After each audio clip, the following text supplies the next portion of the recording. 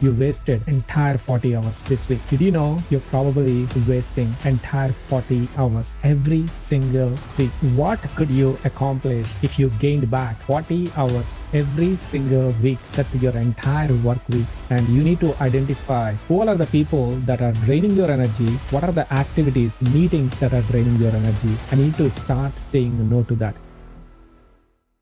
How do you feel if you work really, really hard, Monday to Friday, every single day, 8 hours? On Friday, you accidentally deleted everything what you created.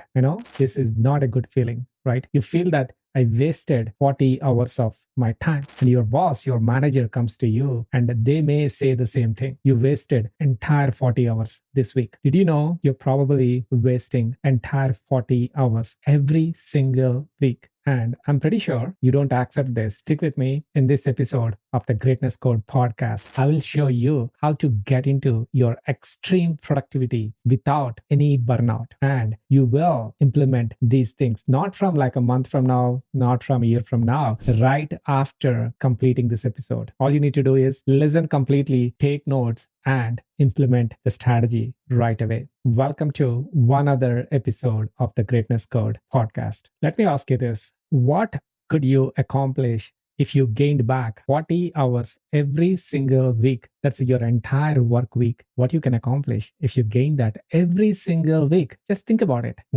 Maybe you can start creating extra money. Maybe you can start writing your first book, or maybe you can start practicing a new skill. There are so many things that you can do if you get extra 40 hours every single week. That means you are going to be getting almost double the time to do the things that you wanted to do. All right. So, with that context, let's jump into the episode of the Greatness Code podcast. So, without any delay, let's get started. Right. I simplified this entire process into 4 easy steps. And step number 1 is the Pareto principle. You can call this 80-20 principle. Let me expand this a little bit. 80% of the results that you are getting in your life based on the 20% actions that you are taking. And my recommendation for you is for this week, identify what are those 20% actions that you need to be focusing on. And the remaining 80% actions you will be slowly putting into the parking lot for this week. I'll recap this again. The 80% of the results that you are getting from the 20% of the actions that you are taking, whether it's in your personal life, your professional life, your financial life, or maybe your health and fitness. Identify what are those 20% actions that are the needle movers in your life. And you are going to be focusing on those 20% actions. This is like such a phenomenal principle. If you start applying this in every area, you are going to be finding, how much time that you can save. I'm not saying delete all the other things. For this 1 week, put those 80% actions that are not required into a parking lot. So that way you can focus on those 20% activities. I'll give like a couple of tangible examples where you can do. Maybe before you start your work week, ask yourself, what are the main activities that are going to be needle movers for this week? Maybe your one-on-one meeting with your manager, maybe your presentation that you're going to be giving with your clients, maybe the financial report that you've been working for a very long time. This is the time you wanted to finish that report. I don't know what that is, but you know exactly the needle mover activities for you. So you identify those needle moving activities and you give all about your energy, your focus, your attention towards those 20% actions. And that is going to be saving you a lot of time. I can give you like maybe the next 2 hours on different examples on this 80-20 principle. This is one of my favorite ways to eliminating unnecessary stuff. Majority of the time, we are surrounded with so much noise, and we need to let go of that noise to identify current signal that I can give my complete attention on. And once you do this, I think you are going to be gaining a lot of time, a lot of clarity towards your goal achieving activities. All right. The rule again, I wanted to recap: identifying 80% of the actions that are unnecessary for you this week and put into the parking lot, and you only focusing on those 20% of the actions that are going to be moving needle in your career. All right. Or maybe in your life. Just do this. And that's going to be step number 1. Now, step number 2, identify who all are the people, what are the activities that are stealing your energy. I call them energy vampires. You need to identify who all are the people that are taking your energy. It could be maybe some of your coworkers. It could be some of your, neighbors. It could be some of your maybe your clients. You need to identify those people and you need to put them in a different bucket. You're not giving your time to them like maybe before. You're not just like available to them. You start saying no to the things. And the second, you're going to be identifying the activities that are draining your energy. Maybe some of the meetings that you are going no longer giving you the desired results. Maybe you don't need to go to those meetings. You can delegate those meetings. You can say goodbye to those meetings. Just send me the meeting summary and I will just review that and I will provide an update through a text message or an email. Sometimes, the entire 1 hour meeting could have been just like a 3-minute email that could solve maybe 10 people's time. And you need to identify who all are the people that are draining your energy, what are the activities, meetings that are draining your energy, and you need to start saying no to that. The moment you start identifying this, you will start finding those blind spots that you have. Our eyes can only see, our ears can only hear what we are looking for. If you start looking for who all are the people, that energy vampires, that they are killing my time, killing my motivation, killing my, passion, just let them go for a week. I'm not asking you to let them go from your entire life. Just experiment this for a week and you will find out how much more peace of mind that you have. Your input determines your output. If you need to change your input to see something better in your output, by eliminating these energy vampires is going to definitely going to save so much processing power in your mind. This is step number 2. Now, step number 3. This is the most important step. I want you to write down your hourly rate on the paper. I know some of you, your hourly rate. If you don't, we work typically 2,000 hours in a corporate life. And if you're making about $100,000, I'm just using this number to simplify this. That means your hourly rate is $50 an hour. So it's clear, right? So if you're making $200,000 a year, your hourly rate is $100. If you're making $1,000,000 a year, your hourly rate is about $500. So write down what is your hourly rate on the paper. Once you write down, I want you to list down all the activities that you are doing from the morning you get up all the way till the way you go to sleep. Every single activity. I know it takes a little bit of time, but believe me, this is going to be saving you a lot of time and also a lot of money. And also, it's going to create a lot of momentum towards where you wanted to go. List down all the activities. For example, every week you are spending 2 hours on cleaning your backyard, or maybe cutting your grass, or maybe every day you're spending 30 minutes on cleaning dishes. Every week, maybe you're spending 2 hours on clothes. Maybe every week you're spending about like a 3 hours on cleaning your house. Whatever those activities on your home, write it down. And also, looking from your work point of view, what are the activities that you are doing on an hour to hour basis? If you are an entrepreneur, you have to do every single thing on your own. List down all the activities that you are doing, the marketing, that like maybe some of the data entry that you are doing, some of the updating the funnel, some creating some emails. Write down every single thing. The moment you have the entire list, now you know your hourly rate. Put that hourly rate next to each item. For example, to simplify this, you're spending maybe 7 hours a week on cooking, and you put a number next to that. So if your hourly rate is $50, that means you are spending 7 times 50 a week on this. You can start asking this question. Is there a way that maybe I can delegate this to someone who can do it for maybe a little cheaper cost? Maybe you're spending 2 hours a week on cutting your grass. Ask your question, same question. Is there a way that I can delegate this to someone who can do it for a cheaper cost? Maybe at your work, you are doing all the data entry, some like nonsense. That's not productive based on what you really wanted to go and do.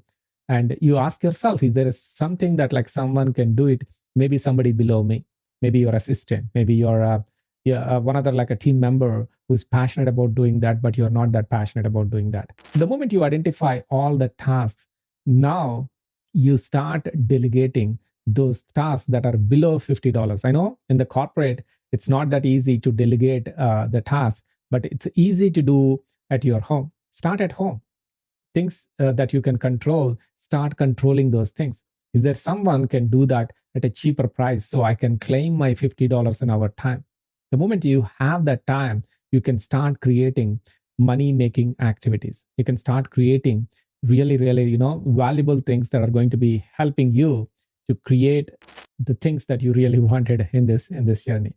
So step number 3, you are going to be identifying the activities that are, you know, really, really valuable versus you doing every single thing.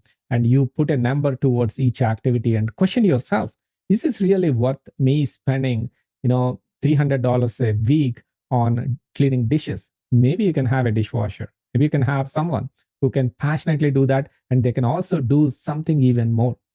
you know this is how all the entrepreneurs think. This is how I would recommend you to start thinking about it. And one of my favorite book on this topic, by Dan Martel, he said something like, buy back your time. I highly recommend that book. And that book, I think, like, if you're really serious about saving time, that book can help you to find a different pathways that you can save time. But that's a different conversation. Maybe I'll create a separate episode for buy back your time from Dan Martel. But my point here is, know your hourly rate and challenge yourself. Is this the task that I need to pay my 100% attention on, or can I delegate this to someone else? All right, that's step number 3. Now, step number 4. This is the final step. Think from systems point of view. Don't think from goals point of view. This is the mistake that many people make. They set goals maybe a couple of times a year, maybe a couple of times a month, but after a couple of weeks, maybe a couple of months, they go back to their old routine. Whereas what I'm telling in the step number 4, don't just set goals. Instead, create systems. The system could be an accountability system. You don't have to rely on your willpower. The system could be you pretty much like, operate it like a mission. And you make that system. Once you create that system will take care of pretty much everything what you wanted from that process. So you free up so much time. Maybe in your work, you can document every single thing what you are doing and create a system and see how you can automate every single thing. With a lot of the tools that are available now, you can do pretty much anything with automation. And for that, before you do anything with automation, you need to create that system. You need to draw that flow chart. What are the tasks that I need to do on regular basis? And I can just maybe put it on a sequence of steps and I can automate it. Could be related to your personal goals, could be related to your professional goals. This is, I think, the moment you start mastering this final step, there is unlimited possibilities that you can create. Maybe I'll create a complete new episode on how you can create systems for your thing. But for now, don't just rely on your goals, rely on your systems. And if you don't have a system, you need to redo every single thing that you did maybe yesterday, maybe a month ago, maybe a year ago. And sometimes, it's very hard. So don't rely on your mind, rely on your systems. McDonald's is one of the biggest food franchise in the world. And if you look into the McDonald's, there's like 95% of the employees who are high school dropouts. How come one of the world's biggest food chain is operating on high school dropouts? It's because they created their systems. Whether high school dropout operates that system or maybe a 60-year-old operates the system works exactly the same way. That's exactly the point that I'm trying to bring it here for you. So don't wait. Don't think like, okay, who am I to create systems? I am not a manager. I'm not a CEO of a company. You can start thinking about what are the things that you are doing and start creating those systems. Don't wait. In the beginning, it's going to take a little longer to create these systems. But once you create these systems, those are the ones that are going to be helping you. You can pretty much sit back and let systems work for you instead of you doing the hard work. So that's the step number 4. And all right, we came to the almost final part of this episode. Let me give you a quick recap. We discussed about the 4 things. First one, 80-20 principle. By implementing this principle, you are focusing on the 20% of the activities that are needle movers in your journey. For 1 week, just give your 100% towards those 20% activities. And this step will save you at least 20 hours a week. All right? That's step number 1. And step number two, you're going to be identifying energy vampires. This could be things that you really, really don't like, things that you really, really don't want.